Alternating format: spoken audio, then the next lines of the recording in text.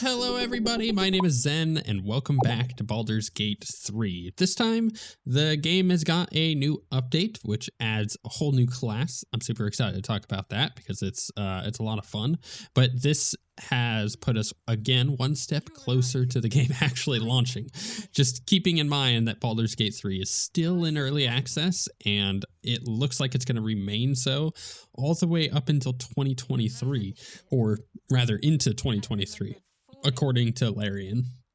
Now, that's not too surprising because, basically they have to create the whole rest of the game, and they've been working on that, obviously, and they're slowly adding all the D&D classes, and they're doing a bunch of other huge improvements. Like the biggest thing that you'll notice through the gameplay in the background is the UI has been redesigned, and it is...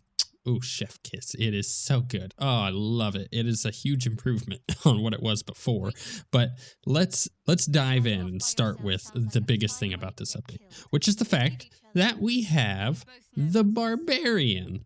Now, with the addition of the Barbarian into this, and if you didn't know, Baldur's Gate 3 is a Dungeons and Dragons game. So if you have no idea anything about D&D, you're gonna get some information right now. You have all of these different classes. You've got like the magic classes, the sorcerer, the wizard, and the warlock. You have like the cleric, which is what Shadowheart is. She's one of your companions in the game. And then, of course, you have the rogue and the ranger, which are like your normal dexterous classes. On top of that, you've got the fighter, and now you also have the barbarian. And I think I'm missing one from all of those. Basically, what happened is they've added the barbarian, and the only thing that's missing from the D&D 5th edition classes are the paladin and the monk, which is... actually kind of sad because those are the two classes that I've wanted to play the most. I love Paladin in 5th edition. I think it's a lot of fun to play, and the monk is as well. So I'd be really curious to see how that stuff pans out. But hey, they're not launching until 2023, so we still got plenty of time for them to add 2 more classes, and I'm looking forward to that. So let's talk about the Barbarian. So, of course, it is a strength class. If you don't know how the Barbarian works in Dungeons & Dragons as an action, because it's a turn-based game, you can, well, when you're in combat, it is. You can use one of your actions, a bonus action, to... rage, which allows you to essentially do more damage. But the trick with rage is in order to keep rage on as a buff, you have to either have done damage or been damaged yourself. So in order to keep the buff continuously going, you constantly have to either be doing damage or taking damage, which is a lot of fun when it comes to playing the Barbarian, because it incentivizes you to get up there and be in the thick of it. And I love that. I love that kind of game design. It's excellently designed from a standpoint of a tabletop RPG, because you want to be taking risks as the Barbarian player, and you're going to be getting hit, especially because you have unarmored defense, which means that while you're not wearing armor, you get essentially armor. It gives your AC, which is your chance to be hit, a bonus based on, I think, your constitution and something else, maybe your dexterity. So it's just nice to be able to run in unarmored with a big weapon and just bash things down.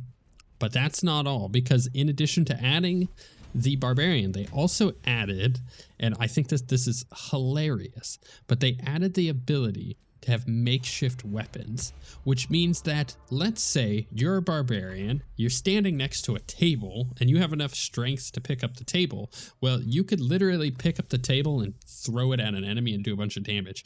And this can cause some extremely funny things, because there are, just like there are in Divinity Original Sin 2, there are things that you can use environmentally, like, I don't know, like an exploding barrel. Let's say you got an exploding barrel, or at the beginning of Baldur's Gate 3, you've got these like purple magical mind flayer barrels. You could just pick that up and toss it at an enemy, and I love that. I think that is so cool and unique that being a really high strength barbarian just cracks me up because you could just throw things in the game. Every object is a weapon.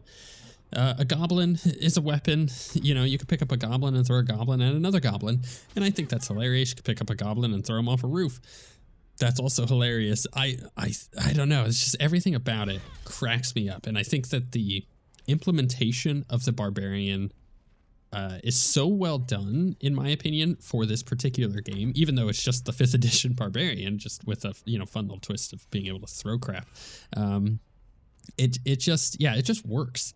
And I think in one of the previous videos, I said, you know, the Barbarian's probably the least interesting one that's left of the classes that hadn't been added. I think the Druid had maybe just been added at that point, or maybe it hadn't. I think it was before the Druid got added, which, by the way, was the one that I was forgetting in my list of classes that are currently in the game.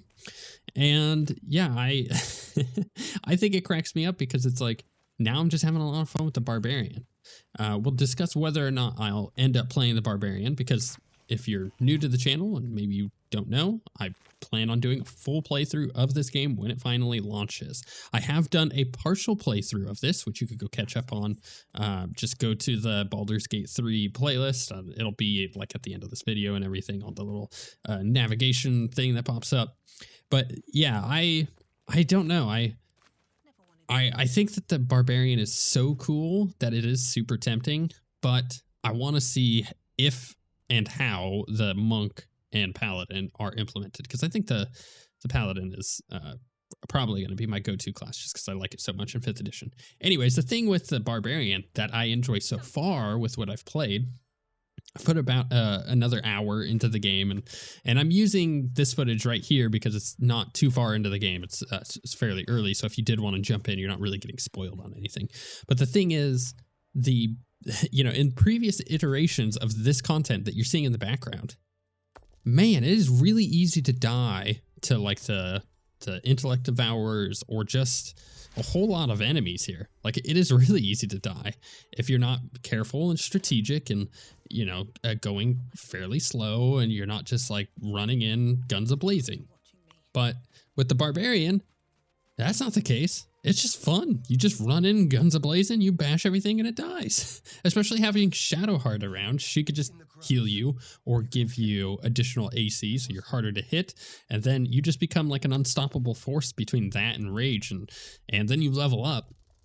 And then you like are unable to be feared or put to sleep and blinded and stuff like that. And now you're just like running around, crushing things. It's awesome. It is so awesome. I love the Barbarian a lot. So let's quickly move on to some of the other things. Actually, before I do, the two subclasses for the Barbarian that they have implemented are the Berserker, which it's you rage more. That's you can do extra damage. Anyways, it doesn't really matter. The Wild Heart, though, focuses more on the like combat abilities of different animals, which is kind of like the totem Barbarian. So you've got, I think it's eagle, tiger, bear, wolf, and maybe elk. I think elk is the last one. And those are, they just kind of give you different stuff for your Barbarian, and it's just kind of going into the normal Barbarian stuff. You got animals that you get power from, essentially. But yeah, the UI change is so significantly better. So at the bottom of the hotbar now, you have a filter. So you could be like, and this is really handy if you watched my playthrough before where I was playing a wizard and I just had so much crap on my bar at any given time because you have different levels of spells and you have all your cantrips and whatnot, or, your potions as well. Well, in this case, you don't need to have all that on your bar. I mean, you can, but there are now filters at the bottom. So if I wanted just to see my abilities, it's like, okay, I need to rage, so let's see my abilities real quick. I'm going to hit the Barbarian button. That's going to pop up all like 2 abilities that I got. Or you have like a custom one that you could put together of like, okay, here's all this, or just potions or consumables, or just like, standard abilities like being able to dash or to leap and stuff like that. And that is so much better. On top of that, the party UI has been improved on the left. So it's not, it used to be like it was in Divinity Original Sin 2 and Divinity Original Sin, where you could kind of just, click and drag and link people together. But now the UI for it is so much better on just the left-hand side. There's a group stealth button. There's a group the something else button, leap, I think is what it was. And it's all just like right there for you at your side. It's quick and easy to use. And I like that a lot. On top of that, the character sheet. So when you hit N and it brings up your character, is no longer a whole menu that closes everything else out, where like it's a full screen menu. Now it is kind of like you're playing an MMO like World of Warcraft, where you hit like your character and it pulls it up. Or another example is like Diablo, where you pull up your character and it pulls like your inventory and everything up to the side. It does that now in Baldur's Gate 3, which is nice because now you can look at your stuff while traveling from point A to point B, and not having to worry about closing out of the menu and then wasting your time in your inventory. You could just do it all at once, and it's nice. And you can look at your stuff on the fly, which is also quite nice. The thing that is left in my mouth as a taste of what I want to see more of is maybe more of the ancestries or races or whatever you want to call them. Maybe getting some non-standard 5th edition ones, like maybe a Goliath. That would be cool, but I don't think we're going to, because then I would totally play Goliath Barbarian, but I don't think we're going to get those. And then, of course, the Paladin and the Monk. I think that the upgrade to having thrown weapons or improvised weapons and stuff like that cracks me up. I love that. I want to see if I could get that to work for other classes too. Like, can you as a magic user use your telekinesis to like pick things up and throw it? Because I think that would also be really funny to use in situations where you need to move like barrels and whatnot. I like that. But then they also just dove in and made the game better from like so many aspects.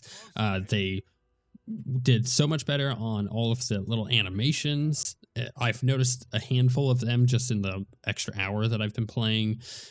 They have 400 new animations that got added, which is nice. They improved a lot of the little cinematic stuff, so it looks a lot better, and re-recorded a bunch of VO, and yeah, they're just going all in, and I'm loving this. Like I think Baldur's Gate 3 might be one of my most anticipated games, and I've put a lot of time into it already. Like that's why I know that it is such a good game. That's why I know I'm so excited for it, is because I've played so much of it that I know, like, yes, this is awesome. This is something that I can't wait to dive into in the final product and see what the full length of the game will be like. Because just like in Divinity Original Sin 2, that's a long RPG.